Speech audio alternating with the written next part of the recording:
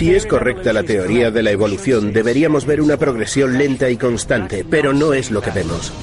Lo que vemos es algo que parece sacado de El Señor de los Anillos. En este planeta hay un grupo de habitantes indígenas del que se desconoce su ascendencia. El planeta ha sido un laboratorio experimental. A estas alturas no sabemos exactamente por qué se extinguieron las otras especies.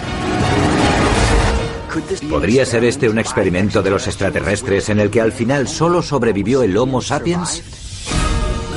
Desde los albores de la civilización, la humanidad ha atribuido su origen a los dioses y otros visitantes de las estrellas. ¿Y si fuese cierto? ¿Ayudaron unos seres extraterrestres a moldear nuestra historia? Y en ese caso, ¿podríamos encontrar la prueba investigando los prototipos? ¿Quiénes eran? ¿Por qué vinieron? ¿Qué dejaron tras de sí? ¿A dónde se marcharon? ¿Volverán? Alienígenas. Los prototipos.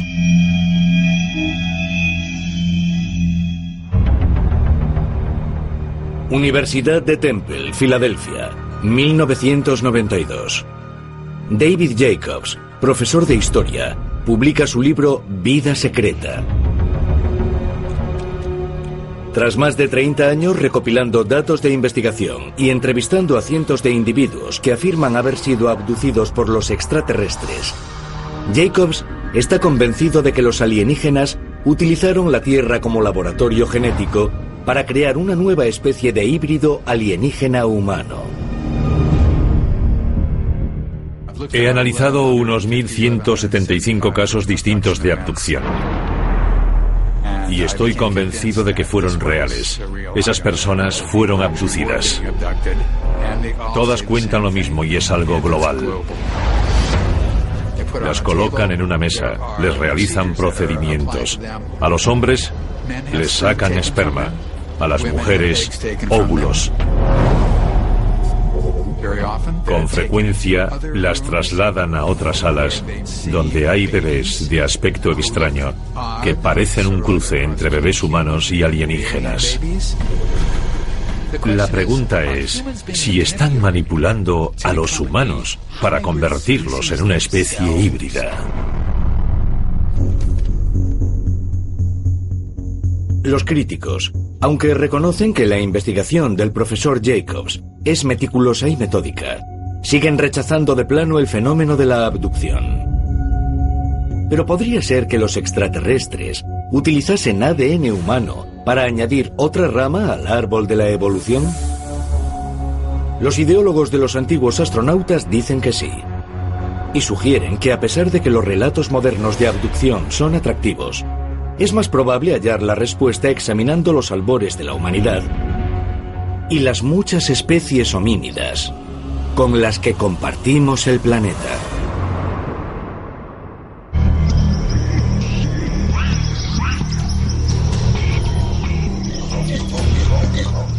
Provincia de Gauteng, Sudáfrica, 13 de septiembre de 2013. Unos espeleólogos aficionados descubren un tesoro de fósiles de aspecto humano en el fondo de una cueva conocida como la Cueva de la Estrella Ascendente. Los paleoantropólogos determinan que los huesos son peculiares y distintos de cualquier resto humano hallado. Tras una posterior investigación, deciden que no son humanos, lo que añade una pieza sorprendente al rompecabezas evolutivo. Bautizan la nueva especie como Homo naledi, en consonancia con la cámara de Naledi en la que aparecieron, que se traduce como la cámara de las estrellas. Lo excepcional de estos homínidos es que presentan una mezcla peculiar de características de homínidos primitivos y otros más avanzados. En el Homo naledi hay elementos como el tamaño del cráneo, de los dientes, los pies, los tobillos, muy parecidos a los humanos.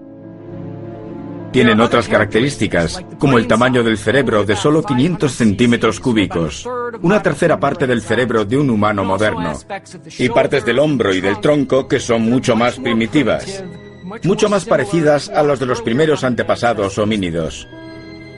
La primera conclusión es que podrían ser los primeros humanos de África, entre 7 y 3 millones de años atrás. Pero la cueva parecía más reciente.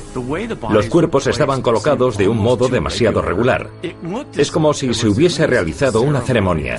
Y eso sugería, lógicamente, que se trata de una criatura evolutivamente avanzada. Se considera que el descubrimiento de los huesos del Homo naledi es el hallazgo de fósiles humanos más asombroso de los últimos 50 años, ya que añade una nueva rama al árbol genealógico humano. Esta es una época tremendamente emocionante. Tanto los fósiles como las pruebas genéticas subrayan que existe una mayor diversidad en las formas humanas de nuestro pasado evolutivo de las que se reconocían anteriormente. La rama de los homininos u homínidos del árbol evolutivo incluye a los humanos modernos, así como a sus antepasados extintos, como el Neandertal, el Homo habilis, el Homo erectus y otros, digamos, primates erectos e inteligentes que hace mucho que desaparecieron. A pesar de que durante muchos años se creyó lo contrario, los científicos están descubriendo que coexistieron muchas de estas especies. Lo que vemos es algo que parece sacado de El Señor de los Anillos, puesto que hay tipos diferentes de homínidos, los hay altos y bajos, con distinto color de piel, distintos tipos de cabello, incluso con diferencias en el cerebro. Unos son más animales o simios y otros más refinados.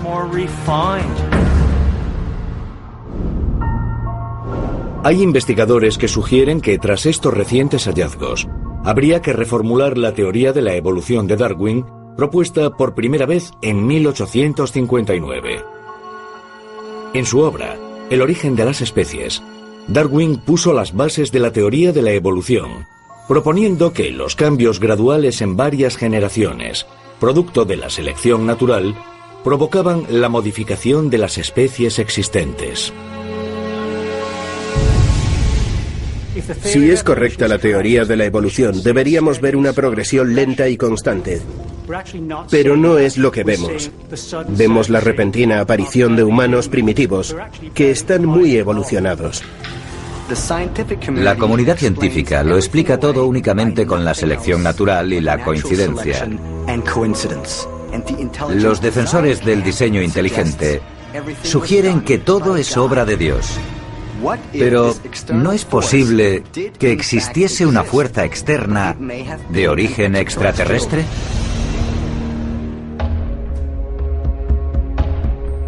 Puede ser que la evolución de los humanos, e incluso de los homininos prehumanos, no fuese totalmente lo que propuso Darwin.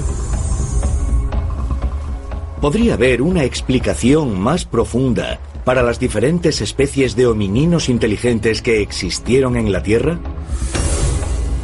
Quizá encontremos pruebas, investigando los detalles que contienen los relatos más antiguos sobre la creación de la humanidad. Creemos que aquellos individuos que pertenecieron a las civilizaciones más tempranas no fueron los primeros intentos. Anteriormente hubo fracasos y finalmente surgió algo mejor que se usó como prototipo de lo que se convirtió el ser humano. Los textos sumerios hablan de humanos deformes creados por Enki y la diosa madre Ninkursag en el proceso de creación de una persona perfecta. En total se crearon 6 protohumanos antes de conseguir lo que buscaban.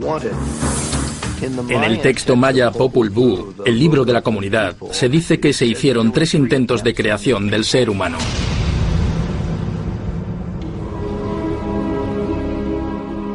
Es posible que los mitos de creación de diferentes versiones del hombre, encontrados en el Popol Vuh maya, en los antiguos textos sumerios y en otros escritos, sean relatos de lo que sucedió realmente en la Tierra en un pasado remoto.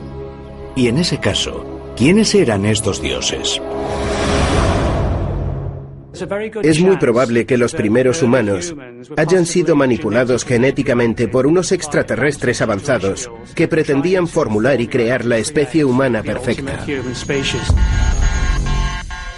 No puede ser que detrás de todo esté la idea de que el planeta ha sido un laboratorio experimental, un Edén experimental, y que todos estos modelos diferentes hasta llegar al Homo sapiens, porque ha habido modelos de todo tipo, por razones diferentes, sean unas pruebas realizadas a través de manipulación genética por seres no humanos de nivel extraterrestre?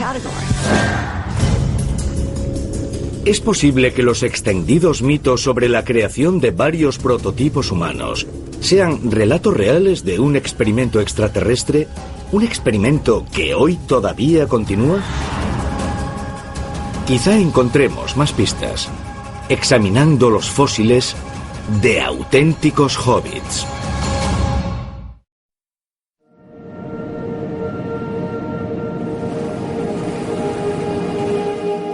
Isla de Flores, en Indonesia, al norte de Australia. 6 de septiembre de 2003. Los arqueólogos buscan restos de la primera migración del Homo sapiens a Indonesia y encuentran lo que parece ser el cráneo de un niño humano, enterrado a 7 metros de profundidad en la cueva de Liang Bua. Tras varios días de una minuciosa excavación, desentierran el cráneo y la mandíbula, lo suficiente para ver que no son los dientes de un niño, sino de un adulto. El cráneo, junto con los restos del esqueleto que se hallaron semanas más tarde, pertenecen a un homínido antiguo que solo medía 1 metro de alto. Los científicos le ponen el nombre de Homo floresiensis, pero coloquialmente son conocidos como los hobbits.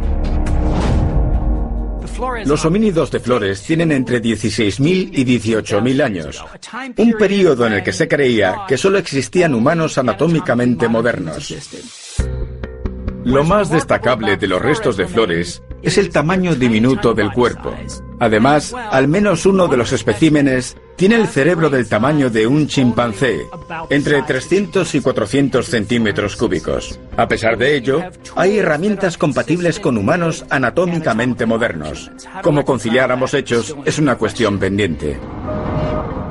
El reciente hallazgo de estos hobbits en la isla indonesia de Flores ha sacudido el mundo de la antropología. Los antropólogos desconocían o no creían posible que existiese esta persona en miniatura, que es una especie diferente del Homo sapiens.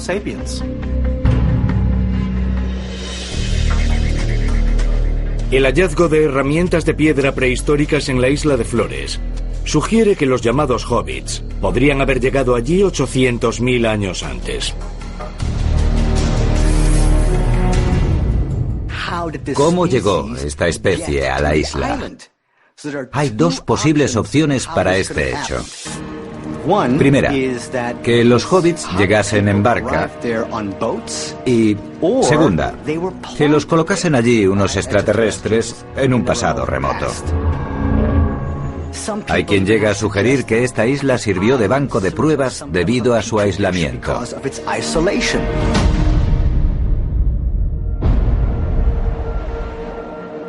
Siete años después del hallazgo inicial de Flores, los arqueólogos se tropezaron con otra especie nueva a 13.000 kilómetros de distancia, en las remotas montañas Altai de Siberia.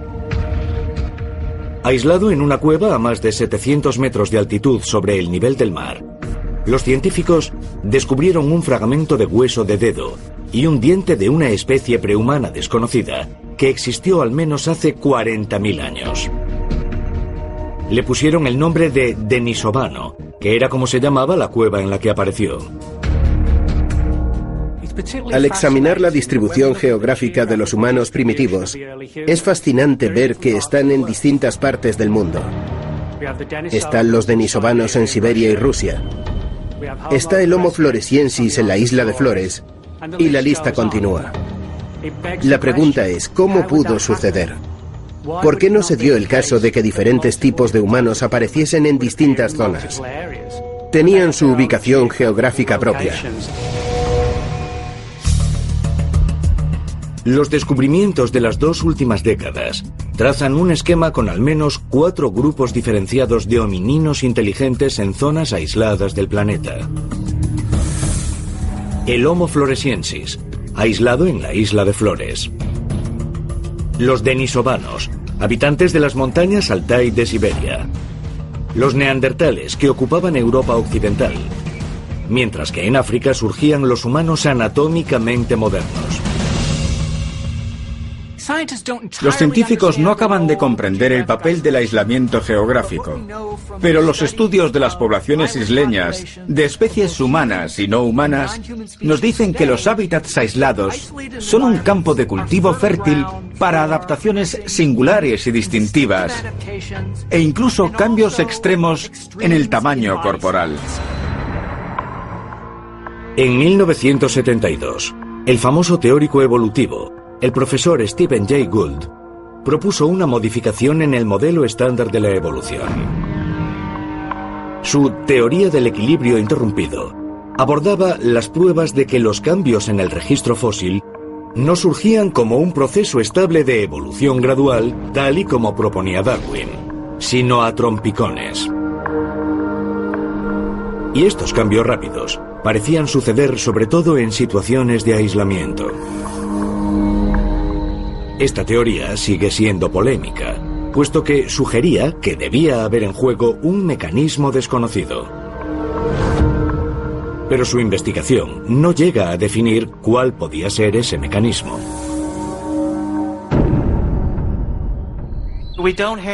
No se dan los cambios graduales que esperábamos encontrar.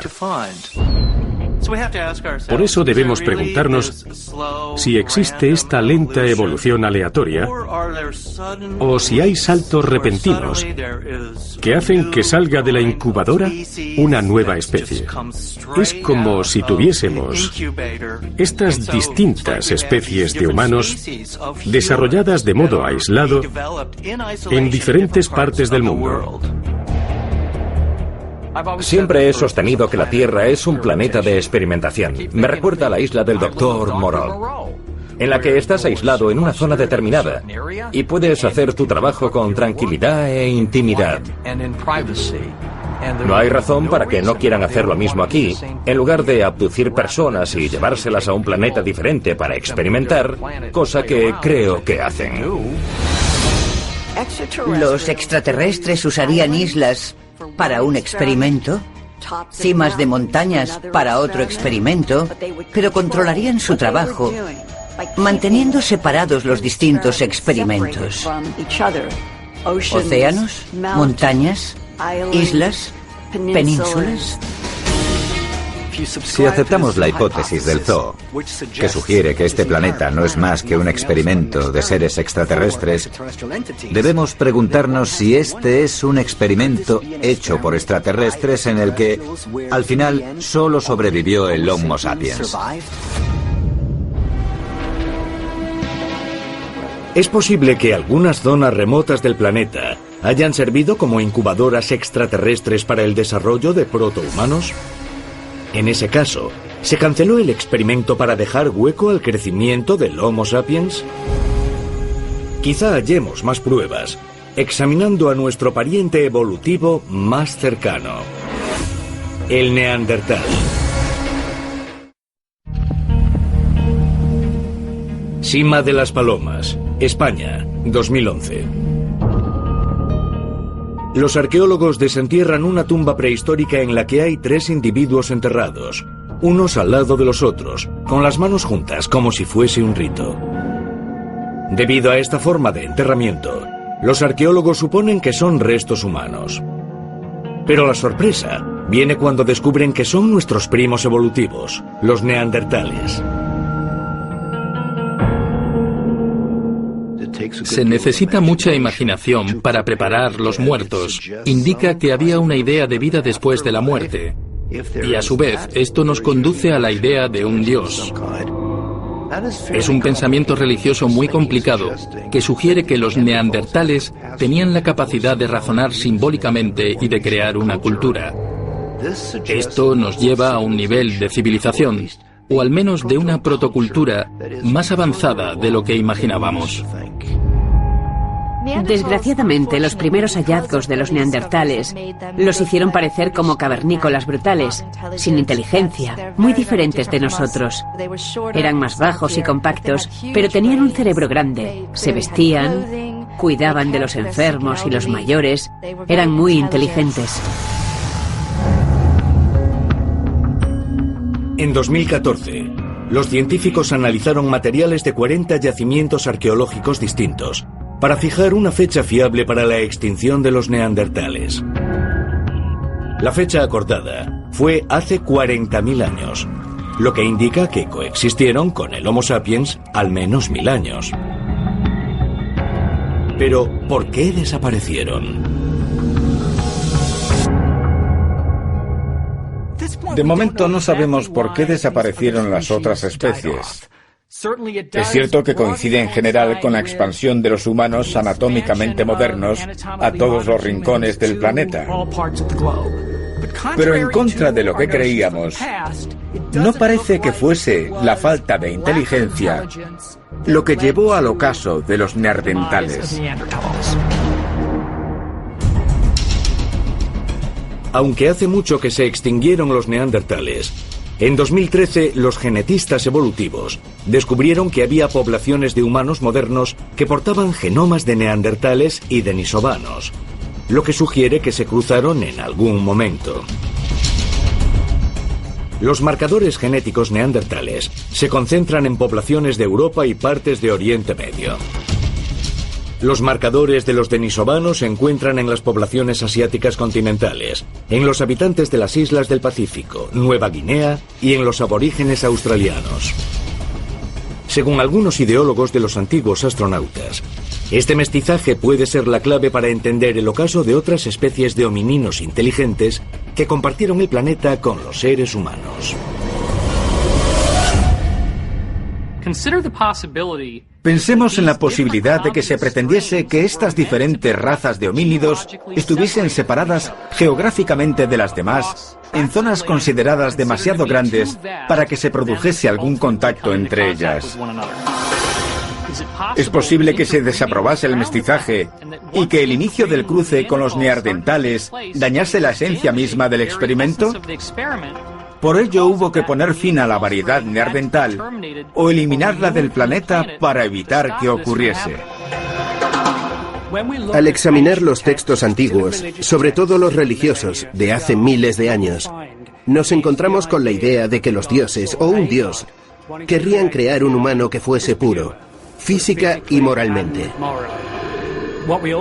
También hallamos relatos en los que la ira de Dios o de los dioses cae sobre nosotros por desviarnos de la senda, por así decirlo.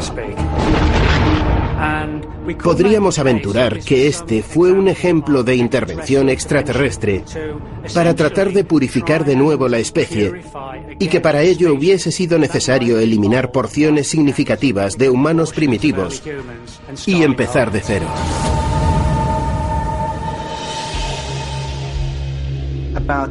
Hace 70.000 años y 40.000 años, el Homo sapiens experimentó al menos 2 veces un efecto de cuello de botella genético en los que la población total de Homo sapiens en el mundo se redujo a unos 3.000 individuos en todo el mundo. Debemos preguntarnos por qué sobrevivimos nosotros y desaparecieron todos los demás. Es muy probable que los alienígenas, para limpiar el planeta, considerasen que era necesario tomar medidas de gran magnitud, como el diluvio del que se habla en la Biblia. El propósito del diluvio era erradicar a los habitantes del planeta en ese momento. Dios pudo haber sido ese extraterrestre, pudo haber provocado eso de algún modo. Es posible y probable que para eliminar a una especie que ha podido sufrir alteraciones genéticas fallidas, fuese necesario deshacerse de ella y empezar de nuevo.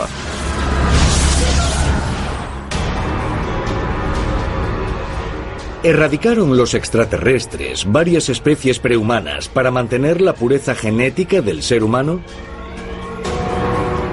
¿Los cuellos de botella evolutivos de nuestra prehistoria sustentan esta teoría? Y al igual que existen pruebas de mestizaje en nuestro registro genético, ¿puede que haya habido supervivientes no buscados?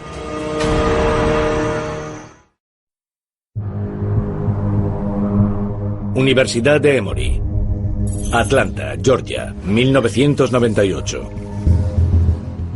Los investigadores analizan ADN de diferentes poblaciones nativas americanas para rastrear su ascendencia ancestral a través del estrecho de Bering.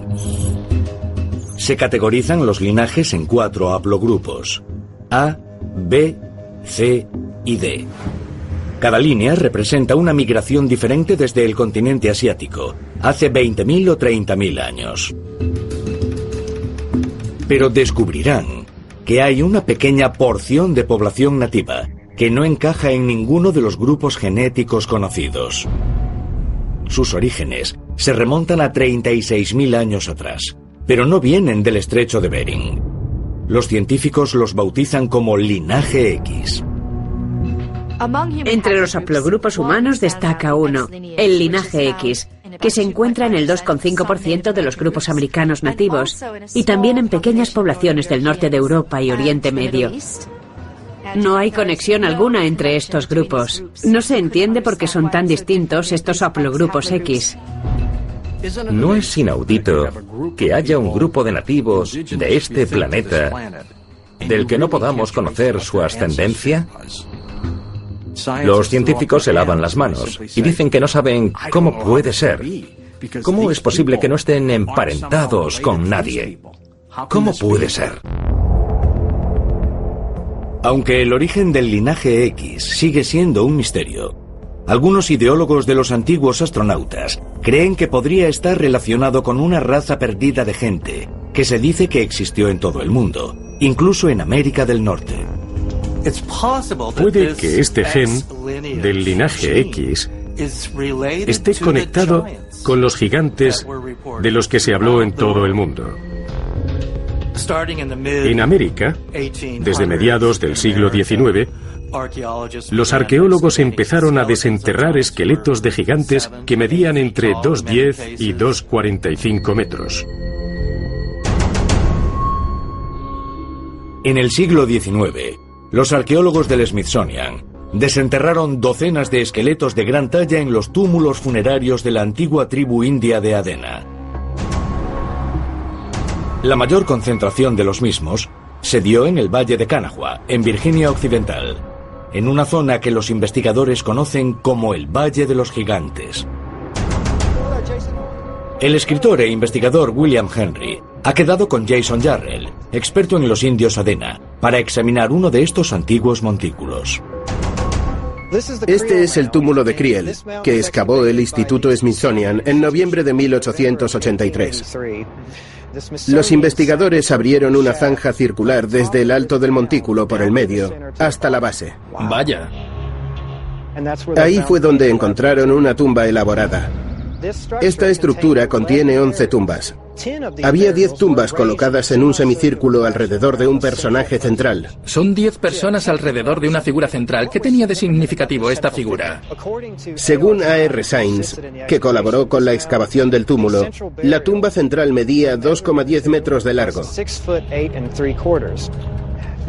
Como se pulverizó el cráneo durante la excavación, no fue posible hacer una medición exacta. Lo más probable es que ese individuo midiese unos 2 metros con 13 centímetros. Un gigante. Un humanoide gigante. Entonces, el Smithsonian llegó aquí en 1883 y descubrió un gigante. Exacto. De hecho, descubrieron gigantes en muchos de los túmulos de Charleston. Originalmente había 50 túmulos fúnebres en este valle. Vaya. Tengo aquí documentación que quiero enseñarte. Veamos. Es el manuscrito del agente del Smithsonian que excavó estos túmulos. Es el cuaderno de sus actividades diarias en las excavaciones, incluida la que se menciona en esta página, que mide 2 metros con 29 centímetros. Increíble. Un momento, ¿se trata de un funcionario del gobierno? Sí. Que está trabajando. Exacto. Excavando un túmulo y descubre gigantes. Múltiples esqueletos gigantes. Los de este valle miden entre 2,13 y 2,45. Es increíble. ¿Por qué no sabemos nada de eso? ¿Por qué no está en los libros de historia? La política de negación del hallazgo de esqueletos humanos gigantescos no entró en vigor hasta 1920. Antes de ese periodo, el Smithsonian reconocía estos gigantes en sus informes. Alucinantes. Durante años he oído historias, leyendas indígenas americanas sobre los gigantes. Parece que hemos desenterrado pruebas de su existencia en Virginia Occidental. Pero por alguna razón se escondieron esas pruebas. Probablemente sea porque no encajan en nuestro modelo de evolución humana. Debemos preguntarnos si existe una conexión extraterrestre. Están los relatos bíblicos sobre los vigilantes y los hijos de Dios que vienen a la Tierra y se mezclan con los humanos para crear una nueva raza de gigantes, los Nephilim. Estos esqueletos gigantes parecen ser restos de los vigilantes y los Nephilim. Debemos preguntarnos quiénes eran estos gigantes de 2,5 metros. ¿Eran los vestigios de los gigantes de la Biblia? Es un misterio que aún no han resuelto los arqueólogos. Y la respuesta puede ser que haya ADN extraterrestre en estos gigantes. Es posible que hace más de 100 años se descubriesen restos de individuos de tamaño gigante en Norteamérica. Y en ese caso, ¿eran estos seres una variación del Homo sapiens? ¿Un antiguo hominino inteligente o una especie de otro mundo? Quizá hallemos más pruebas examinando el tipo de sangre más extraño y misterioso del mundo.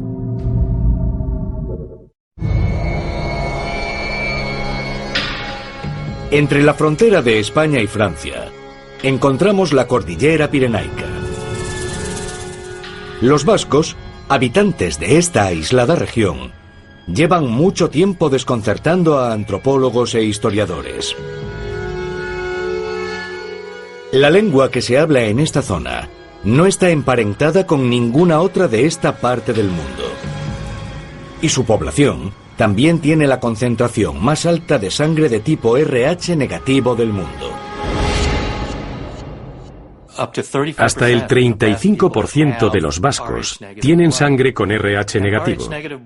La sangre con RH negativo es una de las más singulares.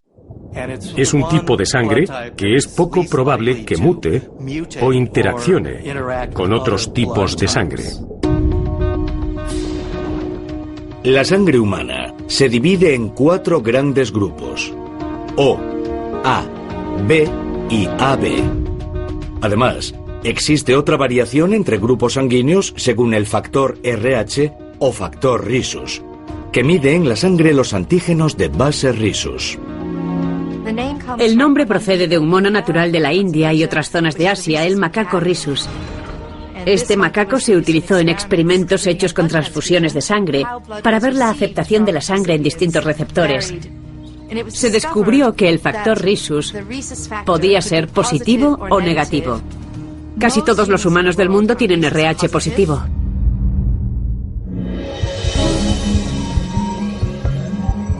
El 85% de los seres humanos del mundo son RH positivo y no tienen problemas para recibir sangre de donantes positivos o negativos. Pero que un individuo con RH negativo reciba sangre con RH positivo puede resultar mortal, ya que el cuerpo tratará de destruir los antígenos extraños. También puede ser perjudicial para el feto que las mujeres con RH negativo se unan a una pareja con RH positivo. Si unos padres con RH positivo y negativo tuviesen descendencia, esto correría un peligro potencial. No pueden mezclarse estos dos tipos de sangre. Se necesita una intervención médica. Por eso antes a la gente se le hacía un análisis de sangre para que pudiesen casarse. El hecho de que el cuerpo de una madre con RH negativo trate de eliminar el feto con RH positivo genera escenarios extraños. ¿Cómo es posible que ocurra esto? Sugiere que en algún lugar de nuestro linaje el RH negativo y el RH positivo se perciben como algo profundamente diferente. Además, hay estudios que sugieren que los portadores de RH negativo tienen la tensión arterial más baja, menos pulsaciones y en algunos casos una vértebra más en la espalda. El RH negativo es muy raro. La mayor parte del mundo no lo tenía hasta que comenzó la colonización en el siglo XV. El RH negativo no existía en América, no existía en el sur de África, tampoco en Asia. Solo se encontraba en Europa. Se extendió desde allí. La teoría dice que todos los seres humanos tuvieron su origen en África, en el sur de África, en la zona subsahariana, y todos tienen RH positivo. No tienen RH negativo. ¿De dónde evolucionó el RH negativo? El 15% de los humanos tiene RH negativo. El 15%. Los científicos desconocen su origen. Lo que creen es que si tú lo tienes, es posible que desciendas de una especie diferente de este planeta. ¿Dicha especie se colocó aquí, genéticamente alterada? ¿O fue una formación natural del planeta en sus fases evolutivas? ¿Quién sabe? Lo cierto es que los que tienen RH negativo, el 15% de la población mundial, pueden proceder de fuentes externas. ¿Puede el grupo sanguíneo RH negativo ser la prueba de una evolución prehumana totalmente distinta a la que nos han hecho creer los libros de historia? ¿Podría ser la prueba irrefutable de una intervención extraterrestre en el pasado? Y en ese caso, ¿se terminó ya la experimentación con homininos inteligentes o está todavía activa?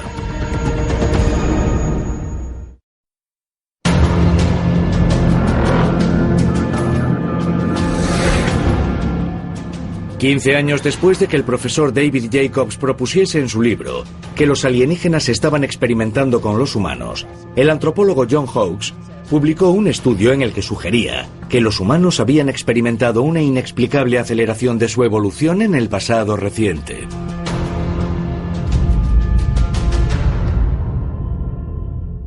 La humanidad entró en un período evolutivo sobrealimentado. Si comparamos el ADN de un humano que viviese en el año 3000 a.C. con el de un ser actual, vemos que varía un 7%. ¿Qué nos dice esto? Puede ser que los extraterrestres estén involucrados en ese proceso, guiando nuestro cambio genético por medio de contactos, del trabajo genético que realizan. Son millones los que declaran haber sido abducidos. No pueden estar todos equivocados. A esa gente le sucede algo.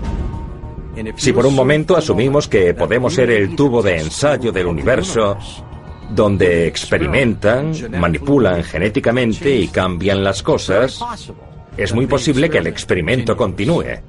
Los niños están cambiando. Son más listos, más maduros.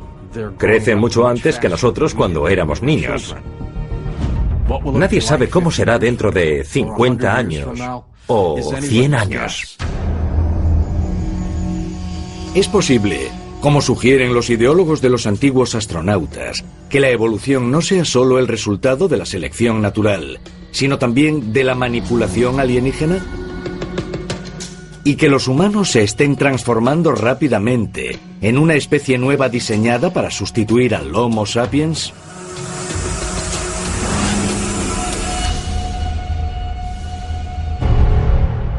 En las próximas décadas, empezaremos a ver la culminación de un plan extraterrestre que pretende transformar a los humanos en seres celestiales. El propósito último es prepararnos mejor para viajar en el espacio y regresar a las estrellas. Nos están sustituyendo ¿Por una nueva especie híbrida? Ahora pienso a menudo una cosa. Los neandertales no supieron nunca que iban a ser sustituidos por los Homo sapiens. ¿Es la humanidad el resultado de un experimento extraterrestre? Hay regiones aisladas del planeta que sirvieron como laboratorios hasta que se eligió una especie para continuar. ¿Puede que siga en marcha esta manipulación genética? Quizá pronto se descubra que nosotros también somos humanos experimentales. El último eslabón en la cadena de una evolución dirigida que nos esté preparando para un futuro al lado de nuestros antepasados alienígenas.